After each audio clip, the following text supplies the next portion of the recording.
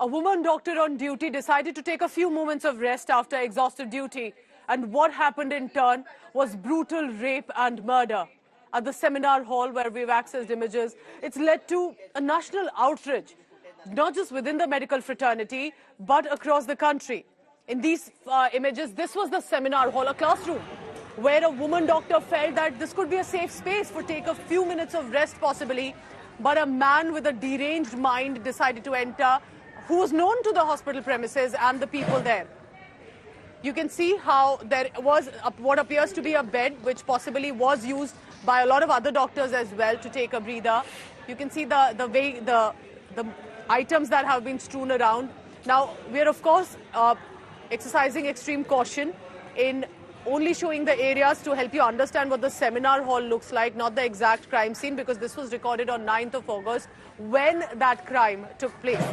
But remember, this was not about murder and rape only, which is bad enough, but also the brutality, the torture that was inflicted on this young woman before and after her death, as per post-mortem reports. The torture so gruesome that the family is not even able to express in detail about the fact that she was strangled, throttled and killed in a horrific manner. We can see that the mattress that has been strewn around, there are other items as well that we can see. And this is a realization that a classroom, which would otherwise be the safest space, a woman cannot even, and a doctor on duty, cannot even just take a moment of rest. The question now is, as the victim's bereaved father is demanding a stringent investigation, they are not yet convinced with one arrest, and they have been told it was a suicide.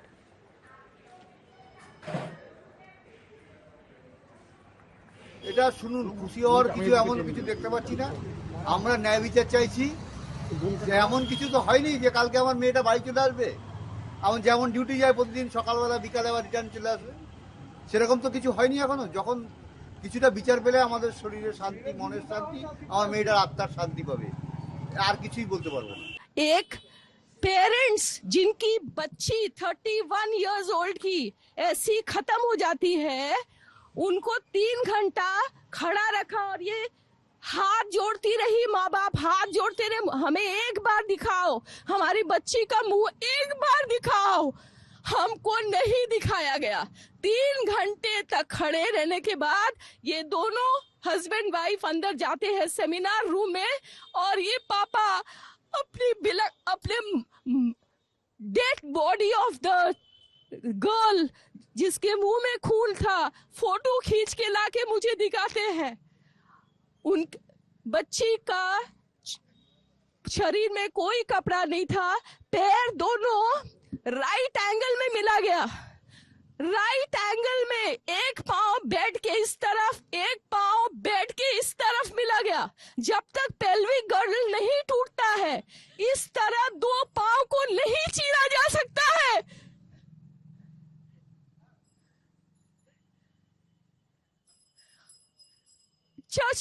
चश्मे को कूटा गया, जिसके वजह से आंखों से खून निकल गया। गले में गला दबाकर मारा गया। आज सीबीआई इंक्वायरी के लिए राय आए हैं, हम स्वागत करते हैं। आर्जीकर में जो डॉक्टर का जो एक बच्ची का जो ऐसे मौत हो गया है, ऐसे खून हो गया है इसको, तो इसका सीबीआई जांच से हमको पता चलेगा कि इसके साथ कौन सा लोग जुड़े हुए हैं। बंगाल का जनता जानना चाहते हैं, बंगाल का बेटी लोग जानना चाहते हैं, बंगाल का माँ बाप लोग जानना चाहते हैं, बंगाल का परिवार लोग जानना चाहते हैं कि सच सामने आए। और जब तक सच सामने नहीं आएगा तो हम लोग आवाज उठाएंगे, और ऐसे ही हम लोग जब तक इसका विचार ना हो जाए ये आंदोलन चलेगा। There's something sick about this, and certainly the criminal must be apprehended. I had read that the Chief Minister had given the police 1 week to solve the crime, and now it turns out the CBI has been roped in. If they have greater expertise and experience of all this, let them make their contribution. But it is essential that the wrongdoer be found, punished, and the punishment be such that no one is at all tempted to do anything similar again. A seminar hall We've accessed the images, and I want you to understand, and we're using extreme caution here, but it's important for you as a viewer to understand that this visual that was recorded on 9th August, this is the moments right after the crime that we have been able to access. This is a classroom. It's a seminar hall, which means it was constantly in use. It was a busy place. It's a safe place for students and doctors. This is where knowledge is imparted, but you also see certain beds here, which possibly was also used for a moment of rest or a breather. Remember, doctors work long hours, sometimes more than 24 hours, and you need a moment to rest before you go back to your public service. This was where the doctor, a young woman doctor, thought could be a safe space. She can just go and lie down for a minute. And at night, the man entered here, realizing that she was alone and taking a moment of breather. And that's when the horrific, brutal crime took place. We are not showing you the exact crime scene. We have decided to omit it away, of course, for a certain reason. But this is for you to understand how this place was. You can see the beds that were being used. And near the crime scene, I can just give you a background. Items had been strewn away. It appeared there were mattresses there in these visuals as well, where she was sleeping for a while till that man came in. Now, remember, the question here is, how did the man gain an entry into a seminar hall? He was not a medical professional. 2, did he know that this was being used as a certain duty room or for the doctors to take a nap? Who told him? How did he know? And 3rd and most important, the audacity of a man to enter into a safe space like this, think he can get away brutalizing a woman and then walk off like nothing happened. I want to bring in my colleague Indrajit Kundu, who's accessed this visual for us.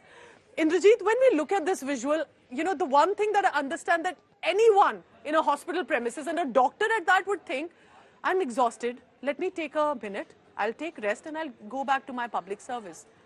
And for someone to think I can get away with a crime speaks about a lot of lapses and loopholes within the hospital premises. Well, look, Pooja, after this incident has come to light, there is no doubt in anyone's mind that there was a massive lacuna in security in this hospital. We are not talking about any other space. We are not talking about this crime taking place in somebody's bedroom, somebody's living room, somebody's house. Then the justification would have come that, it's impossible to police and man each and every household. This has taken place in a public, in a private space inside a public hospital. This has taken place inside a seminar room. This has taken place inside one of the biggest, government-run hospitals in Kolkata. The RG Medical College and Hospital is an iconic institution. It's a huge premises. It's a big, big government hospital. Thousands of students come, thousands of people come here every day for treatment.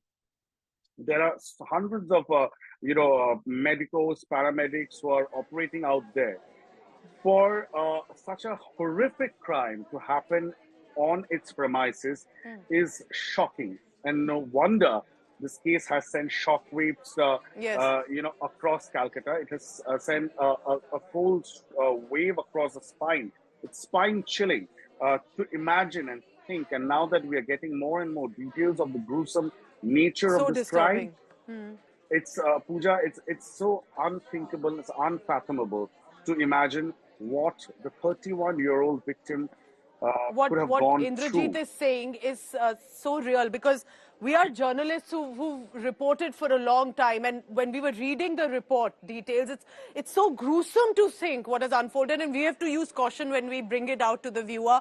Indrajit, please stay on with me. This should make me angry only because I'm a woman, or I travel to unsafe or perhaps difficult areas. Shouldn't be the criteria. You as a citizen of this country should be as angry that a man thinks he can get away with this in the country, and that too with a doctor in a safe space and a woman taking a nap. The brutality that was inflicted on this woman is unthinkable, and I can tell you how angry it makes me right now. But worse happened after. Was there a cover-up? Was there an attempt to downplay what happened to that woman when there should have been swift justice right away? These are the allegations coming in from family, neighbors, from the friends of this doctor. The victim's body was found unclothed, is what the victim's relative has said. We are trying to tell you what the families who've seen the body, the family, and imagine the parents who had to look at their daughter's body on this. Victim's legs were at a right angle. It was in a manner which is unnatural, which means that the body was harmed in a brutal way. The family was first denied to even look at the body for 3 hours. Parents eventually pushed for it because they wanted to know. Victim's spectacles were crushed into the face. That means there was a fight from the woman, and yet the accused managed to put forth that brutality. The parents had to plead to see the daughter's body, and the worst is the family claims that the Bengal police told them it was a suicide case. They knew what the body was. It clearly was not suicide. Why did they tell the parents it was a suicide case and needs to be hurried up right away? And that is a big question, why the allegation of cover-up is coming in here. And that's why I'm going to go back to my colleague Indrajit. Indrajit, that's difficult, because I can only imagine when the father had to look at the body. It's your child, it's your baby girl. And to watch the body like that and then realize, were the cops just telling me that this was a suicide case? What happened thereafter? Well, that is a sensational claim that has been made by a neighbor Okay. on one of our sister concerns, Lalan Top, and that video has gone viral. Now, what I can tell you, Pooja, is that we've been talking to the police, the Kolkata police. Now the case has been handed over to the CBI, and I've also seen, the unfortunate image of the dead body of the victim, and I've seen it lying down on a mattress. And the kind of description that has been shared by, the neighbor of the victim, because she was also accompanying the parents when they first got the distress call from the hospital, and then they went and visited the hospital and saw the body. What they have said and what I have seen with my own eyes of the image, which clearly we can't air right now for certain concerns, the image is very disturbing. It does corroborate what members close to the family have expressed.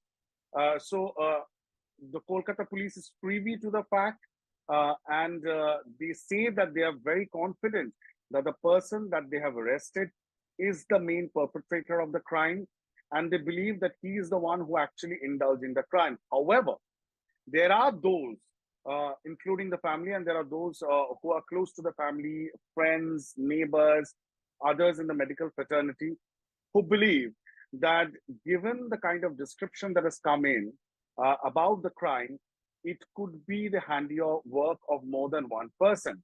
Now, we have seen that the inquest report, which is a preliminary inquest report, that is in the public domain, that does talk about gruesome nature of the crime.